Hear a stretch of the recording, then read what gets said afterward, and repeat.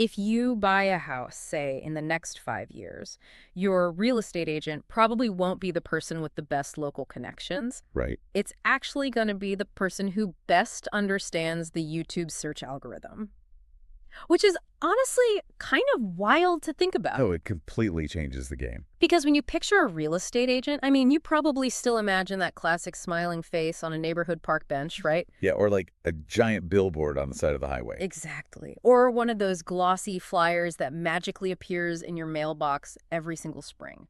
For decades, the entire industry was built on that kind of physical, inescapable presence in a local area. But today, we are basically throwing that old playbook out the window. Completely out the window.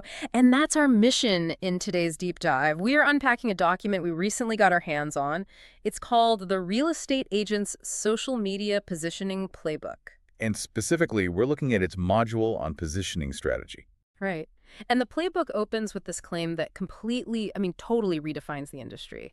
It states that social media is the most powerful branding tool for modern agents, period. End of sentence. Yeah. And, it does not advocate for this chaotic post-everywhere-all-at-once approach either. Thank goodness. Yeah. It carefully divides the digital landscape into 3 distinct arenas: Instagram, YouTube, and LinkedIn. And it treats each platform as a totally unique ecosystem with a highly specific psychological purpose for the consumer. Which is why this matters so much to you listening. Whether you are currently hunting for a new home, getting ready to sell yours, or honestly, if you're just fascinated by the psychology of digital marketing. Oh, it's a masterclass in marketing. It really is. Looking at how these professionals are actively instructed to build trust online, well, it reveals the underlying mechanics of modern sales and how we are all basically influenced through our screens. Yeah, it's everywhere. So, okay, let's unpack this. If we want to understand how agents capture your attention today, we have to start on the visual front line, right? Where daily first impressions are manufactured. Which brings us straight to Instagram. Right, Instagram. The playbook dictates that Instagram is ideal for 3 things: property videos, market updates, and personal branding. And it relies heavily on short-form videos and reels. Is it fair to call Instagram the digital curb appeal for an agent? Oh, I like that. Yeah, absolutely. And well, what's fascinating here is that it's demanding a very precise psychological cocktail from the agent. The cocktail. Yeah, because the playbook mandates a posting frequency of 3 to 5 times per week. Which is a lot. It is a lot. And it breaks down the content mix very deliberately. You have property walkthrough reels, which provide the visual eye candy to just, stop the scroll. Just to get you to look. Right. Then, client testimonials provide the critical social proof. And finally, local market updates or little investment tips establish this baseline of competence. Okay, but I have to push back on that volume for a second. 3 to 5 heavily produced posts a week. That is a grueling pace for anyone, let alone someone whose actual job is supposed to be, showing houses and negotiating contracts. It's a second full-time job? Yeah. So is this frequency really about showing off the inventory, or is it more about forcing this quote-unquote personal branding into your daily routine? Because to me, it feels like they're just trying to be loud. Well, here's the secret. It is not about inventory at all. Really? Not at all. It is entirely about cognitive retention.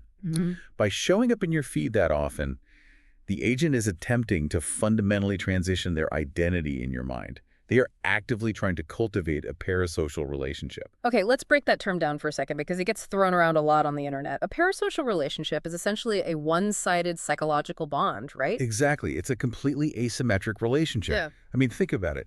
Your brain evolved over millions of years to recognize human faces, not digital screens. Right, our biology hasn't caught up to our iPhones. Exactly. So when you see someone looking directly into a camera lens, talking to you 3 times a week while you drink your morning coffee. Your lizard brain just starts processing them as a familiar entity. Yes.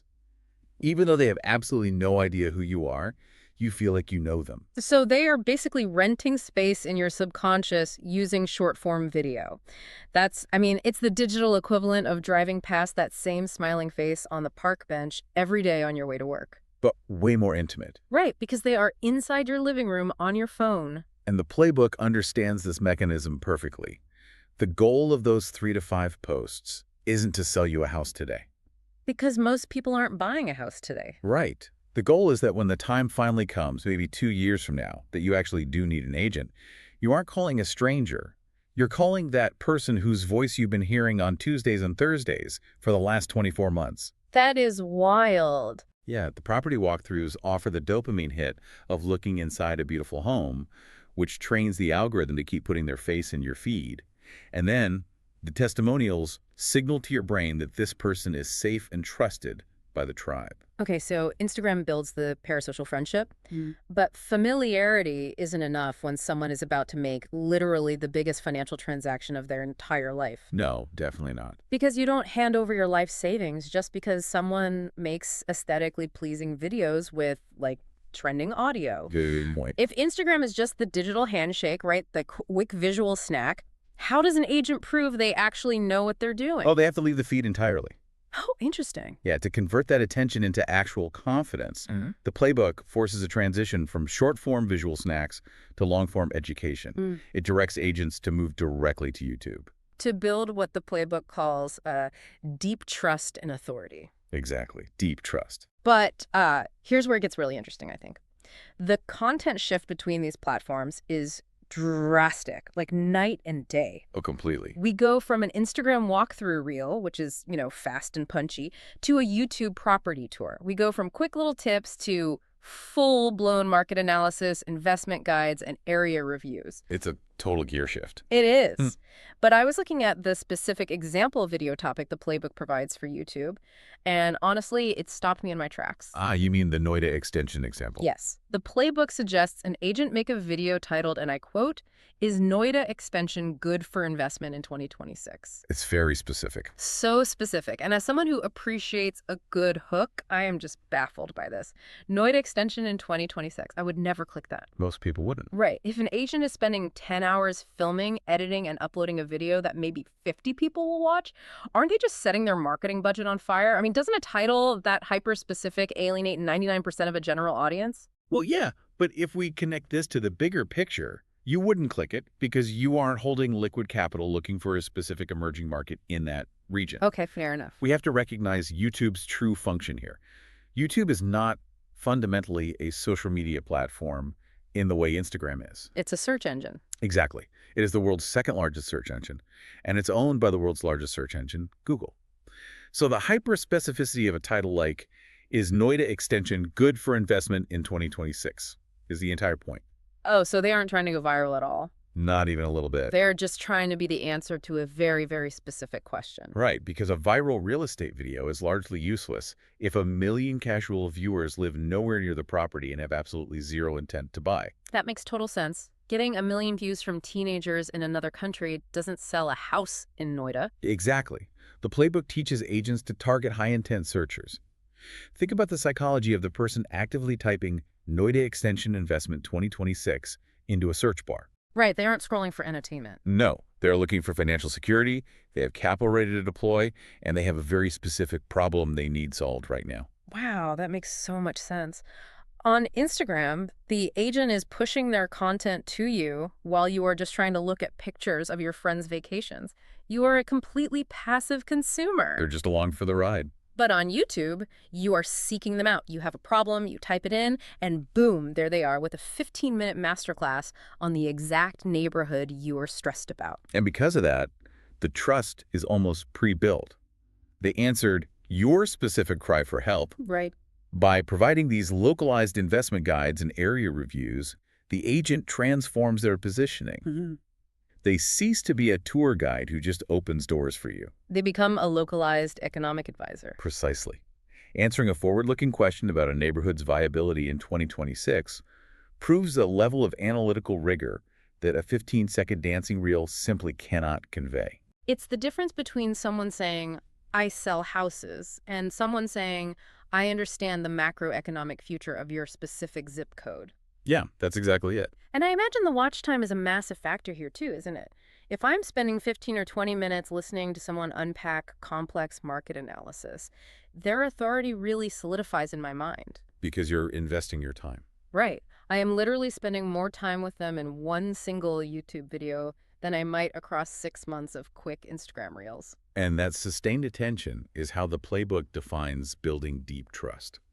It moves the relationship from parasocial familiarity to professional reliance. Okay, so we've seen the visual brand for the daily scroll on Instagram, and we've seen the deep dive educational authority for the searchers on YouTube. Two very different places. But what if the buyer isn't a family looking for a starter home? What if it's a corporate fund or an institutional investor? Because a massive segment of real estate involves commercial deals, skyscrapers, and multi-unit developments. That's a whole different ballgame. Yeah, that requires leaving the residential living room entirely and entering a digital boardroom. Which brings us to the Playbook's strategy for LinkedIn. Right.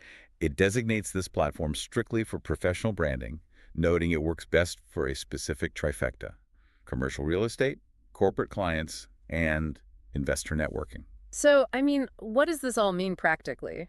When I read through this section, the first thing I noticed was a glaring omission. There are absolutely zero mentions of property tours here. Nah. No walkthroughs, no visual eye candy whatsoever. Yeah, and that raises an important question about audience. The visual emotional appeal that anchors Instagram is entirely stripped away. The Playbook pivots the agent to focus exclusively on market insights, thought leadership, and real estate trends. It totally makes sense, though. Posting an emotional, beautifully lit property walkthrough on LinkedIn would be like, I don't know, it's like trying to sell a tech stock by talking about how pretty the company's logo is. Or wearing a tuxedo to a beach party? Yes. It's the wrong data set entirely. You would be completely misreading the room. It feels like LinkedIn isn't being used as a social network at all. It's being treated like a localized Bloomberg terminal. That's a great way to put it, because audience intent fundamentally dictates content. The target demographic on LinkedIn, the commercial real estate players, Yeah. the corporate clients, they do not buy based on visual emotion. They don't care about the vibes. Exactly. They do not care if the backsplash in the kitchen is subway tile or if the lawn has great curb appeal. So what do they care about? They care about cap rates, zoning laws, demographic shifts, and ROI. Okay, let's define cap rates for a second, because that's a term that gets thrown around in investor circles constantly, and I want to make sure everyone is on the same page. Sure. So a cap rate or capitalization rate is essentially a metric used to evaluate the profitability of an income-generating property. Okay. It compares the net operating income of a property to its purchase price.